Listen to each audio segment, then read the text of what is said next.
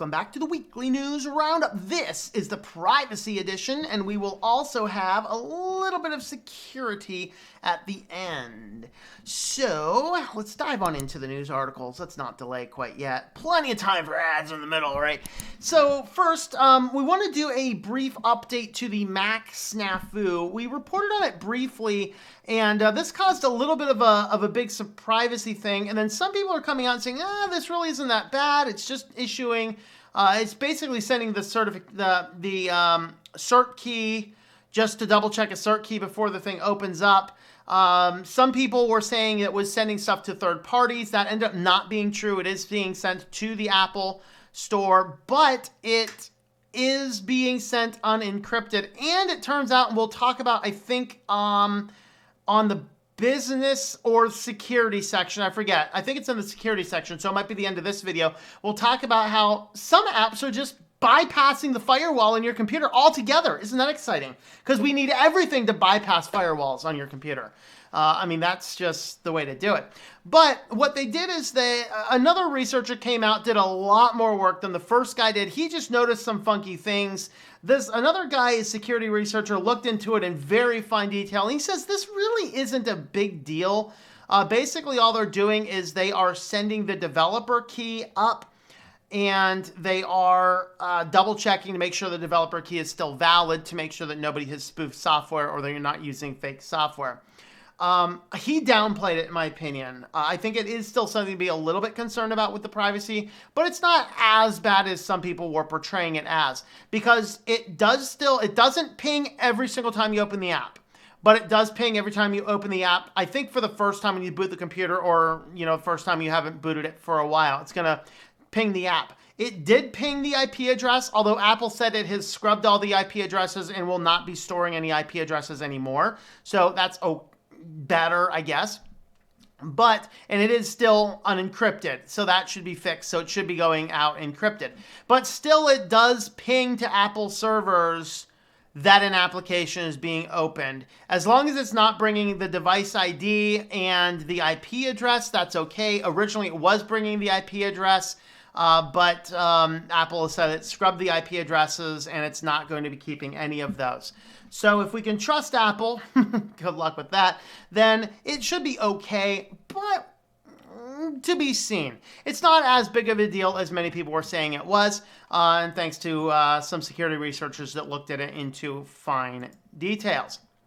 So, other good news in the privacy realm, many of the people on the Essential phone, which was by all standards a good phone, many people on the Essential phone team teamed up to build a new phone, which is a privacy-focused Android hardware for 2021. So we're thinking on the terms of like the Librem 5 with actual toggle switches to turn on and off different functions on the phone, if that's what they're going to be targeting. But it's going to be basically the Essential phone team building a privacy-focused set of hardware. That is an amazingly good news, so that we'll keep an eye out for that in the future. And now we just kind of start tumbling on down the courtyard of So Google will soon let you opt out of Gmail's data-hungry smart features entirely. Well, maybe that's good news. It'd be better if it were opt-in, but that's what you get for using Gmail and a lot of other services for your personal life anyway. I know, you're recording this on YouTube, you hypocrite. Well, I don't actually use Google services for anything personal at all. I have the business account, sure, but I don't use Google for anything else. And this has actually dedicated computers for that. So, Google is adding new option to let users opt out of having their Gmail, chat, and Meet data used to offer smart features like Smart Compose and Smart Reply. Man, if I can get rid of these Smart Reply comments on YouTube, I'd be happy. It's so annoying. Someone leaves a comment, the least I could do is actually type a quick response rather than hitting a pre-canned button that YouTube gives me. But, oh well, whatever life happens to be about. But they are working on removing that out, so you will have the ability to opt out of all those things if you do need to use such services. So, hey, that's good. European privacy advocates file a complaint against Apple's ad tracking system. This is one of the things we talked about this in the, I think we talked about this one the other day on the Thursday show, or was it yesterday? Or was it last week? I forget. I think it was last week. We looked at the Apple, and the new privacy and the ad tracking type system. So this was actually, what's totally surprising is it wasn't the EU government seeking more money from Apple. They're like, we'll take a week off so that the advocacy group can do our job this week instead. So the advocacy group, NOYB, says the company's IDFA used on iPhone is unlawful. So they're accusing Apple of violating European privacy laws through the implicit use of tracking code on users' iPhones without their consent. Now, you can turn that off, and you can always turn that off, but it is always been on to start with. So, yeah, more people. I guess maybe you get the company big enough, and it's just everyone just starts to sue you left, right, and center. I mean, you got to keep the lawyers busy with their jobs, right? Lord forbid we have our own lawyers and not actually put them to good use. So, you know. There is a messaging app, Go SMS Pro. If any of you are using Go SMS Pro, I'm sorry for you, because it is an app you could install from the Google Play Store with 100 million downloads. Don't forget to grab your apps from the Google Play Store because it is the safest place on the internet. Well, anytime you send an attachment with this message, rather than figuring out how to send the attachment in a safe format, it would simply take your attachment and just upload it to a web server. And it wasn't encrypted or locked to your phone number or anything else. It was just public on a web server. And then it converted that to a link and then just sent the link to the person. They clicked the link and it retrieved it from the web server. And so all of these photos and zip files and Lord knows what else, actually got itself uploaded to their servers. So if you just do some random guessing with a little bit of batch scripting, you could probably just go ahead and download a whole lot of stuff. So there you go, guys. There's some good reasons to use very trusted resources for your SMS apps. I'm using Silence right now. So Silence is nice because it utilizes some similar encryption to like iMessage and Signal. So if I'm actually texting somebody who has Silence or even has Signal, the message is encrypted. But if I text somebody who doesn't have any of those, it's just a standard SMS plain text message. But it also doesn't require an opt-in phone number and things like that. So that's why I'm using Silence, and I've had perfect experiences with it so far. So don't worry about, don't go for the Go SMS Pro. Going pro, we're going pro and uploading all my photos up on the net somewhere so somebody could find them. Isn't that epic? All right, we have to have a couple of the crazy COVID stuff because it's just starting to rear its head. As COVID makes a comeback, we've got to bring it back into the news because here it keeps on coming. The iOS COVID-19 app ecosystem has become a privacy minefield. It's kind of like what I said was going to happen. I hate to say I told you so, but if you go back and look at the videos when they were first talking about this, I said, yeah, there are going to be privacy issues, there are going to be challenges, there's going to be problems.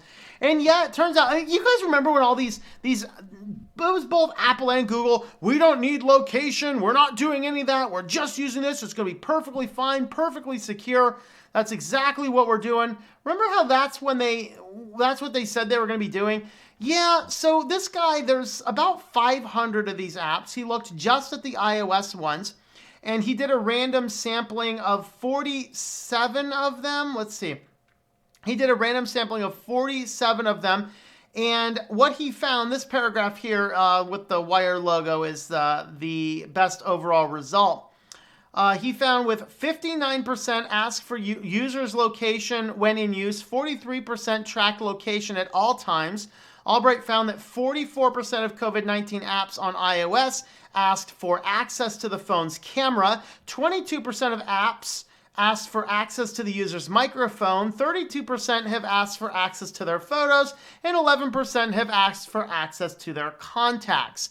Not exactly the rosy picture of privacy that we were sold, so I hate to say it, but I told you so, guys. I told you so. That's insane. That's insane. This is what we knew was going to happen. Those of us that, have a couple marbles rolling around still. So, that's the type of stuff. And our last one, over in UK, now I'm sure that this will probably start happening now, because what they're going to find out is the werewolf of Harrisburg in my state's going to realize that people don't give a rips about about his new policies in place that basically says, yeah, you're not allowed to have Thanksgiving effectively. He hasn't outright banned it. You're just required to wear a mask if you go to your friends or family's houses. Yeah. No one, inside, outside, no matter what, if you're not next to somebody who lives in your physical household, you have to be wearing a mask at all times. Hey, moron, have you not realized every time mask laws go into effect, cases go up, not down? I mean, come on. But we're not as bad as the UK, where the UK intelligence agency is surveilling citizens. They're looking at internet browsing habits. And what the headline doesn't say, the article does, they're actually looking at all the phone location data as well. They're basically doing mass surveillance to make sure that people are doing lockdowns and seeing how, utilizing the searches online to indicate how fed up people are with this. There's some really winning quotes in here. So UK agencies are collecting data on the movements of people to provide the government with insights on whether they are complying with lockdown. Minute-by-minute accurate data analysis has helped the government make decisions regarding pandemic, and such state-run mass surveillances has wide-reaching privacy implications at a time when civil liberties are at the threat. Government Communications Headquarters analysis show now working in the Cabinet Office in Downing Street are going through droves of data to provide Boris Johnson administration minute-by-minute reports on the behavior of citizens. Aside from people's movements, the analysts are also looking at job and vacation destination searches. The idea is supposedly to help the government make decisions regarding the pandemic, such as whether to enforce a national lockdown past December 2nd, because Lord forbid, you better not have Christmas. Guys, the last time I think Christmas was illegal was in Massachusetts shortly after the Pilgrims arrived, and it was an 8-pence fine if they caught you celebrating Christmas. I kid you not, guys, look it up. That's it. No Christmas for you. Christmas is canceled. You bad boys and bad girls, you're looking for places on your holidays. I saw your phone beep that you weren't out of your house. You're on house arrest. So anyway, it's revealed that they were helping with pandemic response a few months ago. Quote, I am blessed with nearly 100,000 people in the headquarters, many of them with very strong technical backgrounds. Well, if that's not a terrifying statement, I just immediately had these visions of the surveillance trucks driving around in V for Vendetta, right? Where they're going around and they got the sonar, they're listening, they're looking at everybody's houses, they're listening to everybody's calls, they're able to hear and see everything. They just got the surveillance vans driving around, man. How long before you see the surveillance van driving around? Maybe that FBI surveillance van on my wireless network that keeps on showing up is real. I mean, come on. They're run through my neighborhood probably. So yeah, they've been told to take out anti-vaxxers online and social media. I have no idea what take out really means. I mean, we're going to be disappeared here or what? There are ways they've used to monitor and disrupt terrorist propaganda. So apparently it's terrorist propaganda if you're an anti-vaxxer, I guess. So yeah, that's what the UK government is doing. So you guys over there in UK, but in this world, every country is just waiting for some other schmuck fool to put the implication in place, and the rest of them start looking and going, that sounds really good. Let's go and start doing that. Yeah, I think let's start doing that. Yeah, let's start doing that. That sounds like a good plan. Well, guys, we're going to wrap this one up for here. Before we jump on into, I think we're going to do a couple of a couple security articles next. But I do want to highlight my affiliate for today, which is Mint Mobile. I have now officially been on Mint Mobile now for a year. And I've actually been having a really good time with it. It's very cheap, works very well. I haven't had any issues with it. And if you actually sign up now for a 3-month plan, you will get another 3 months free. So if you are looking to switch, go ahead and do that. Use my affiliate code TLM.li/MM, and that will help out the channel. So let's head on over to the security news. All right, and then security news, which I don't usually cover, but there were a few security things I did want to cover. But when I do cover security, let's just go ahead and fill as many things in as I can. Capcom Capcom had up to 350,000 people could be affected by a ransomware leak. Investigation continues into encrypted files and deleted logs. So earlier this month, Capcom revealed there had been unauthorized access carried out by a third party on the internal computer systems. So they publish a lot of different games, Resident Evil, Monster Hunter, Street Fighter, Mega Man. Come on, guys. Are they still Capcom? They were back in my day. Of course, I don't really play games anymore. I'm an old boomer, man. The attack was reportedly organized by a criminal organization that calls itself Ragnar Locker, which demanded a ransom to unlock the data and prevent it from leaking. So apparently they're like, no, can't pay you, buddy. And so maybe some things could possibly leak. So if you have any data at Capcom, double check that. Finally, we get, like, somebody over at Microsoft had a couple brain cells rubbed together and we had a synaptic explosion go on. Because the Microsoft executives now advises users to switch away from SMS-based two-factor authentication. You know, this crazy nut over here on YouTube's been telling me that since I started my channel. Stop using SMS for your security. Stop it. There's no reason to use SMS for security. That's why I won't use a platform that requires a phone number for the most part. Very, very rare exceptions. Microsoft has been pushing for new security standards for years. Recently, companies amped up its effects to kill off passwords, and that's stupid. A password's the best thing you can do. But now they're like, hey, let's get rid of traditional SMS-based. You know what they want, of course? They want all the facial recognition data, the biometrics, all the ultra-secure stuff that you can't possibly change when somebody hacks it. That's right. But anyway, they are at least, we'll give them credit where credit's due by saying, yes, SMS verification is really bad. Now, the story I wanted to cover, what prompted even having a security section, is yet another of these snafus in Big Sur is Big Sur causes big leak. Because Apple's like, hey, we got these firewalls here, but we trust our apps. Our apps are always good. So if you have a firewall set up for whatever purpose, it could be third-party apps, it could be any other reason you want a firewall. Yeah, Apple's apps just kind of ignore that. They're just like, here's the internetsies, boys. Here's the third party, goes into the firewall. Do we allow it? Do we deny it? Should it go over to the internets? Apple, nah, no firewalls for us. Go right on around those bad boys. And this right here, I mean, this is like a political move, right? This is what politicians do. Rules for thee, not for me. Yeah, Apple's getting political here. Rules for me, not for thee. All right. So anyway, going on, Big Sur Apple decided to exempt many of its apps from being routed through the frameworks they now require third-party firewalls to use. Little snitch, etc. Could this be used or abused by malwares by bypassing such firewalls? Apparently, yes, and trivially so. So, yeah, there's definitely some things to be concerned about. I'll let you guys read the rest of the article. Of course, the articles are linked in the description, so go ahead and have a look at that. So if you like this news program, you like to help support what we are doing, head on over to Subscribestar. This is my new channel. I still do have one over on Patreon, patreon.com/TOMM, and also Think Life Media.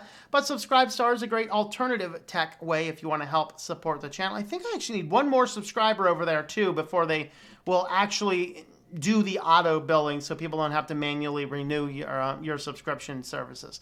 So anyway, you can have a look over there and have a look at the support page at switchedtolinux.com/support for other ways you can help support the channel. Thanks for watching, and we will catch you in the next video. Thank you for watching this video from Switched to Linux. This channel would not be possible without the backing of the program supporters scrolling on the screen now. You can be a supporter at Patreon at patreon.com/TOMM or at thinklifemedia.com. I also want to thank the open source community who creates such excellent software that makes producing this show possible. Please remember to support your software communities. Thank you, and I hope that you enjoy switching to Linux.